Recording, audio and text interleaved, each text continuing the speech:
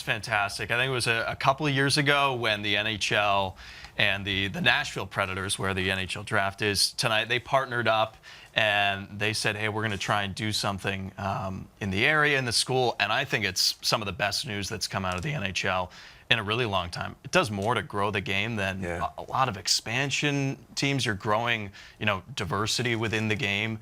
And it's pretty great news, especially with the NHL eyes on Nashville right now, to get to see an HBCU program like that get a team. It's awesome. Saturday was tough for Sergei Bobrovsky. I said that so perfectly. Go ahead. Nailed it. Well, he's a 7-year, $70 million man, which in the world of maybe NBA and NFL contracts isn't too much.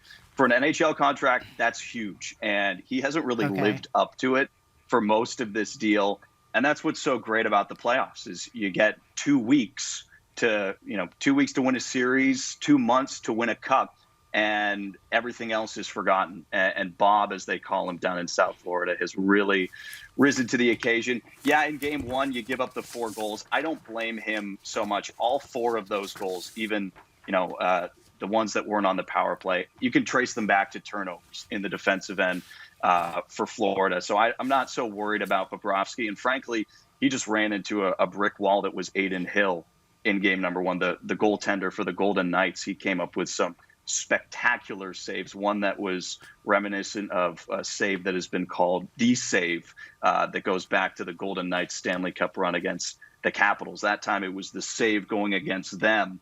This time, it was Adin Hill that just made an incredible desperation stop. We're going to do a rings draft. Got Lord Stanley right here. And every single contestant is picking one player from each of the Fine Cup rings. I'm just going to go ahead and make the first pick. I know this is not what you guys are thinking. Off of ring 5, I'm going with Alexander Ovechkin. I look more at the inexperience in the Cup final. I mean, Vegas has their top D pair, Alec Martinez, won the Stanley Cup with an OT goal almost 10 years ago. Alex Pietrangelo lifted the cup for the Blues a few years ago. That's kind of just experience that you don't see on the Florida side.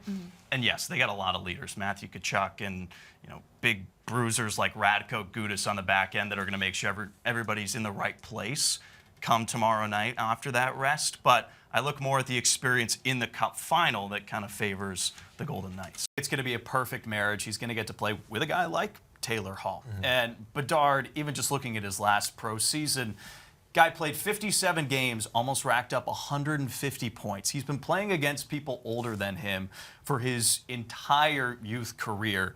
The hype is very, very real. He's got the right mindset of it. I remember he was asked about what tonight's going to be like, how emotional he will get on draft night. And in his answer, he just said that he's excited for his first NHL goal. This is a guy that was just born to be a pro. And yeah, is he the next Sidney Crosby? Is he next Connor McDavid? No, he's the next Connor Bedard, and he's the real thing. The Panthers remind me a lot of that 2011-2012 LA Kings team. There was also an 8th seed entering into the playoffs, took on, I believe it was the Canucks in the first round. They beat them. They went on to beat the Blues, the Yotes, and then eventually the Devils in the Cup final. But just a very similar style team. So heavy, so rugged down low. Like, I remember guys like Dwight King, Dustin Penner. Like, you just flip the puck in and just let your big boys like 6'5", 250 just go down to work down low. And that's exactly what Florida did against the Bruins. Best regular season team. They bounce them. I think they can do it again against the Leafs. Absolutely. I kind of thought going into this first round, the Kraken, I didn't pick them to beat the Avs, but I thought it was going to be a longer series for sure. They play a really heavy style of hockey, and you think back to what the Vegas Golden Knights did a few years ago in their first season, going all the way to the Stanley Cup final. So there's a little bit of recent history with these new expansion teams coming in and making a mark. You also have to think about that the Avalanche, to win a cup, you got to go 2.5 months, win 16 games, grueling, intense hockey. So it's not easy to do back-to-back years. What's going on, hockey fans? Hey, everybody. Welcome into the Bleacher Report studios. Dana Gray here with you. And as of 11 o'clock on the East Coast, the NHL playoff bracket is set. I am just foaming at the mouth looking at these matchups. We're going to get into predictions, give some X factors for every single series, and make sure that you're hitting the comments. Put all of your takes, your X factors, your series predictions. I know there's going to be a lot of Rangers fans, a lot of Devils fans. I want to hear what you have to say. We'll give you some shout outs. I think possibly the way that this team has been constructed here in year 2, they did a lot differently than the Vegas Golden Knights, and they kind of had to, because after Vegas went on that run in their first year, everyone in the NHL said, hey, I don't think this should be able to happen so quickly. They were able to take some really strong players in that first year, and it made it more difficult for the Kraken when they were coming into existence and drafting all their players. They didn't have as many shiny players to pick from, but they've built a really just solid 4-line offensive team that's going to come at you in waves. You saw it in Game 1 against Dallas. It's the perfect man versus machine, example, if you will. Joe Pavelski for the Stars. He scores 4 goals, and Seattle just keeps coming in waves. They're proving that they can win games in different ways, even when you're going up against a 4-goal performance like that.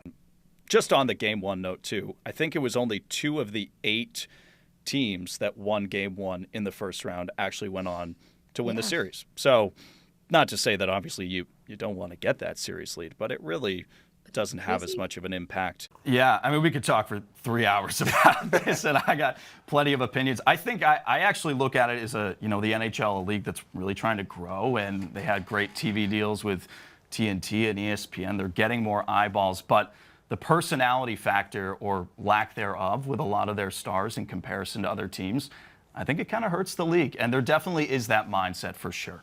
Everybody buys in together. You're blocking shots. You're rolling out, tagging in your next guy onto the ice. But there really is that feeling of next man up. We're all in this together. Nobody says anything just for themselves. It's always a we, not really an I.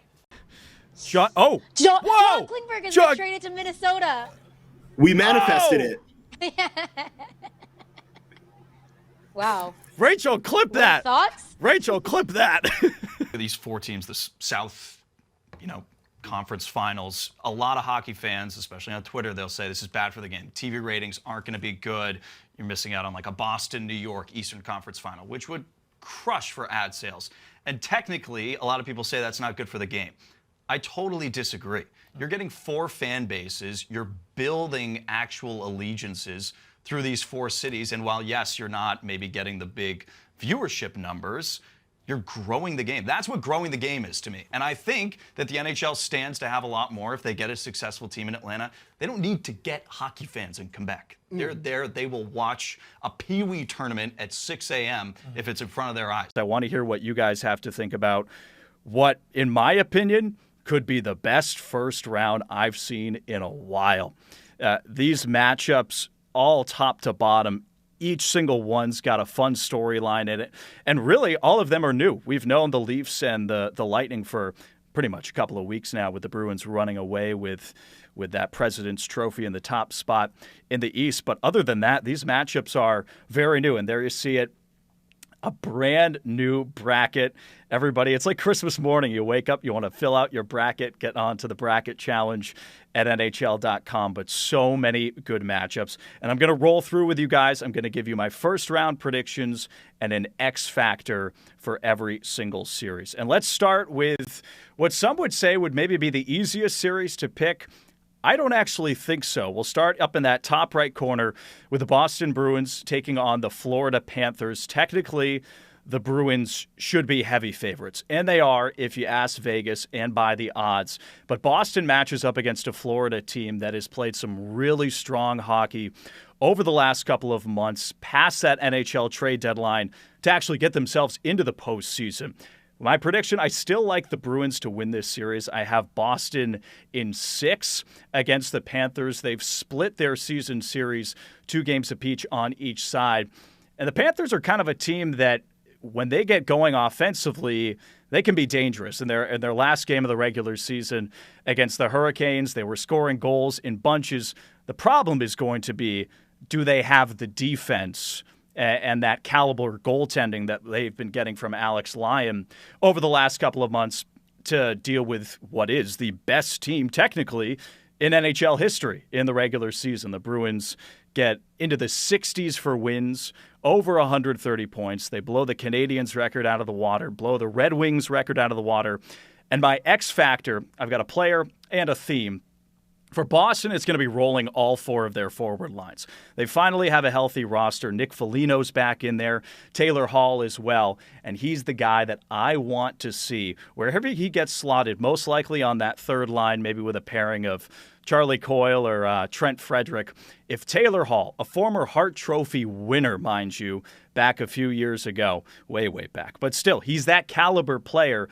With Boston's top two lines, if you're getting scoring depth from guys like Taylor Hall, who's chugging and converting on the power play, it's going to be tough for the Panthers to match up offensively and meet Boston shot for shot. And that's not even mentioning their strong defense and who could be a Vezina winner in Linus Ullmark. So I've got the Bruins in 6. I still think it's not an easy matchup.